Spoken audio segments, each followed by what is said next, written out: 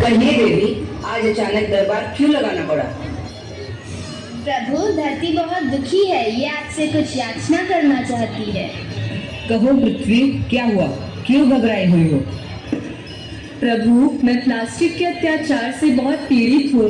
मेरे संतान का जीवन संकट में पड़ गया है। यह प्लास्टिक का सुर कौन सा दानव पैदा हो गया है?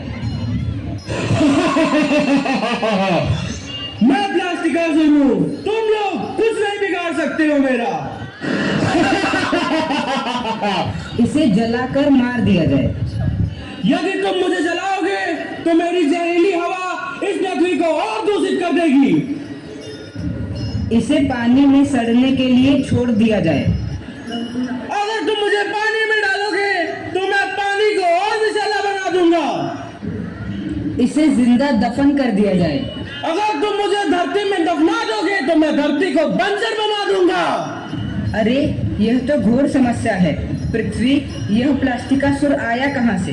प्रभु, इसे मेरे ही संतान मानव ने बनाया है। मानव को बुलाया जाए। क्षमा प्रभु, क्षमा। मैं अपनी बनाई प्लास्टिक को सही रूप से संभाल नहीं पाया। उसी से इस प्लास्टिक का सुर का जन्म हुआ है। मैं शीघ्र इस समस्या का समाधान चाहता हूँ। मैं पृथ्वी को इस स्थिति में नहीं देख सकता। क्या तुम्हारे पास इसका समाधान है? जी प्रभु, मैं अब और प्लास्टिक नहीं बनाऊंगा। जो प्लास्टिक अब समस्या बन चुकी है उसे मैं अब पुनः चक्रित करूंगा, जिससे प्लास्टिक का सुर खुद ही कमजोर होकर नष्ट हो जाएगा। अति उत्तम। तुमने अपने भाई बंधुओं और अपनी धरती माता को इस घोर समस्या से उभार लिया।